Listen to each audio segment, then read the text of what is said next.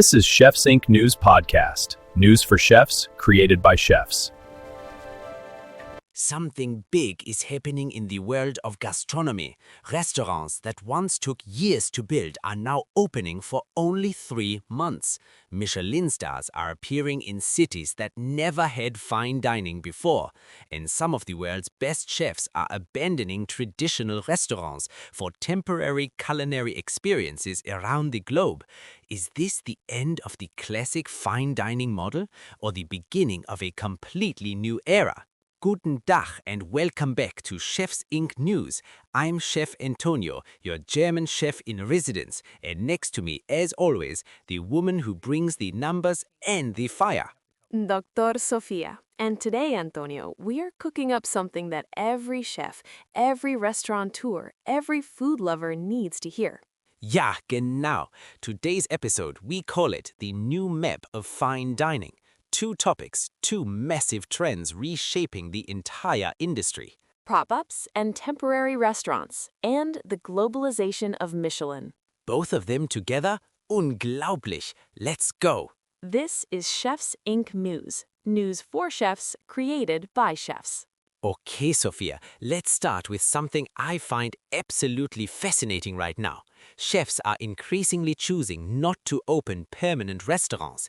Instead, pop-ups, chef residencies, seasonal concepts, traveling tasting experiences. Some of these run for only a few weeks, others maybe 1 season, and the best ones, they sell out in minutes.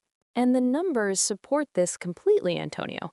According to the latest 2026 Pop Menu Trends report, 61% of restaurant operators are now planning to offer unique dining experiences, and that specifically includes nostalgia pop-ups, interactive dinners, and limited-run concepts. Bueno, déjame contarte, that's not a small number. That is a majority of operators recognizing that the game has changed. Holy schnitzel, 61%? And why? I tell you why from real experience. Opening a traditional restaurant today is brutal. You need millions in investment. Rising labor costs. Expensive long-term leases. And razor-thin margins on the other end. Yeah, so what do smart chefs do? They reduce the risk. Instead of signing a 10-year lease and building a full brigade kitchen from zero, you partner with a hotel that already has a kitchen. You collaborate with an existing restaurant. You rent a space for 6 weeks, execute perfectly, and you leave. The financial model is completely different. And let's be clear, no hay magia here. Just good strategy, lower fixed costs, shorter commitment, controlled investment. And if the concept doesn't work, you close it cleanly. You learn, you pivot. In a permanent restaurant, that same mistake costs you everything. And Sophia, the creative freedom. This is what I love most. When your restaurant is temporary, you can experiment. Menus that are hyper-seasonal, regionally focused, narrative-driven. You can take bigger risks because there is no permanent reputation on the line in the same way. There's also a third driver I want to highlight, culinary tourism. A Skift research study found that 52% of affluent travelers say that authentic cultural immersion is their #1 motivator when choosing where to travel. Not luxury amenities, not hotels, food experiences. And food lovers now travel specifically for guest chef residencies, limited tasting menus, once-in-a-lifetime dining events. For the diner, the rarity creates excitement. For the chef, it creates global brand exposure. We have a perfect real-world example that just came out. The Nines Hotel in Portland, Oregon, their rooftop restaurant Departure, runs seasonal experiential pop-ups. They created a full cherry blossom immersive experience. The whole restaurant was transformed with pink floral arrangements. The result? Boosted traffic and revenue directly tied to that pop-up experience. The quote from their creative team was, "Departure becomes a seasonal space, which gets people in the door by being authentic to the destination and the calendar." Ach, that is richtig. That is exactly it. You're not just serving food anymore. You're creating a world, an event, a memory. And the most successful chefs right now are thinking globally. 3 months in Tokyo, 6 weeks in New York, a summer residency in Ibiza, a winter project in Dubai. This turns chefs into global culinary artists, not just local operators. Exactly. And here's the big picture takeaway from segment 1, listeners. Fine dining may be evolving from a permanent location into a traveling event. The restaurant of the future might not always have a fixed address. What it will always have is a signature voice, a chef's identity. Wunderbar. I call that a flavor umlaut on the entire industry. Ay, Dios mío. Did you just say flavor umlaut again? It works every time, Sophia, every single time. This episode of Chefs Inc. News is proudly sponsored by Chefs Inc. Miami, private chef services, catering, and culinary innovation in South Florida. Stay hungry for news. Now, segment 2, and this one, Sophia, I have to say, this one is personal for me, because where I come from, Germany, Michelin stars were the gold standard. Paris, Tokyo, New York, London. If you weren't cooking in one of those cities, you were invisible to the world. And that reality is completely shifting right now, Michelin. Michelin is expanding faster than at any point in its history. Yeah, let me give the listeners the facts. Historically, Michelin stars were concentrated in 4 cities basically: Paris, Tokyo, New York, London. Those cities defined global fine dining. Today, the map looks very different. Countries gaining stars rapidly include Portugal, Thailand, Mexico, South Korea, Singapore, and Dubai. Cities that had 0 Michelin presence 5 years ago are now becoming global culinary destinations. And right here in America, I have to talk about Florida, because Michelin just made a massive announcement for us here in the Sunshine State. They expanded Florida's selection in 2025 to include Greater Fort Lauderdale, the Palm Beaches, and St. Pete Clearwater.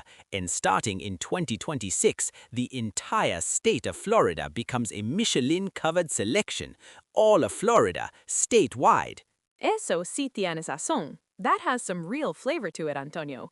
The quote from Gwendol Pulinek, International Director of the Michelin Guides, was very clear.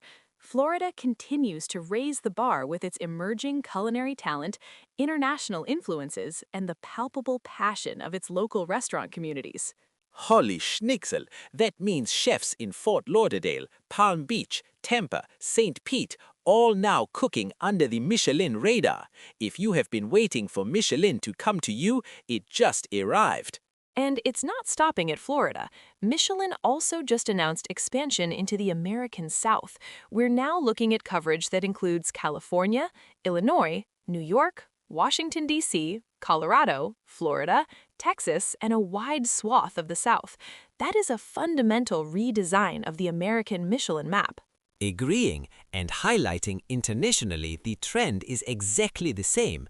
Bangkok, Lima, Cape Town, Mexico City, Seoul. World-class cuisine is emerging everywhere, and Michelin is following the globalization of culinary talent. There are 2 major forces driving this expansion, and I want to name them clearly. First, culinary tourism. Governments and tourism boards are partnering with Michelin to use gastronomy as a travel driver. Restaurant recognition attracts high-spending tourists, global media attention, and international prestige. Florida's tourism board made that exact argument when welcoming the Michelin expansion. Holy schnitzel, that means chefs in Fort Lauderdale, Palm Beach, Tampa, St. Pete, all now cooking under the Michelin radar. If you have been waiting for Michelin to come to you, it just arrived. And it's not stopping at Florida. Michelin also just announced expansion into the American South. We're now looking at coverage that includes California, Illinois, New York, Washington, D.C., Colorado, Florida, Texas, and a wide swath of the South. That is a fundamental redesign of the American Michelin map. Agreeing and highlighting internationally, the trend is exactly the same. Bangkok, Lima, Cape Town, Mexico City, Seoul. World-class cuisine is emerging everywhere, and Michelin is following the globalization of culinary talent. There are two major forces driving this expansion, and I want to name them clearly. First, culinary tourism. Governments and tourism boards are partnering with Michelin to use gastronomy as a travel driver. Restaurant recognition attracts high-spending tourists, global media attention, and international prestige. Florida's tourism board made that exact argument when welcoming the Michelin expansion. You know what this means for every young chef listening right now. Your zip code is no longer your destiny. That's the real headline. Your zip code is no longer your destiny.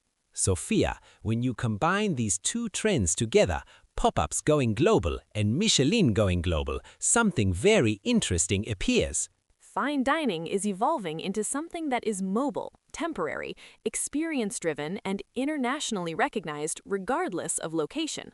Ja, genau. Restaurants may become less permanent, but chefs may become more influential than ever before. We call that a recipe with attitude. A recipe with attitude. And now, our question for you, the chefs in community. If you could launch a pop-up restaurant anywhere in the world, where would it be and what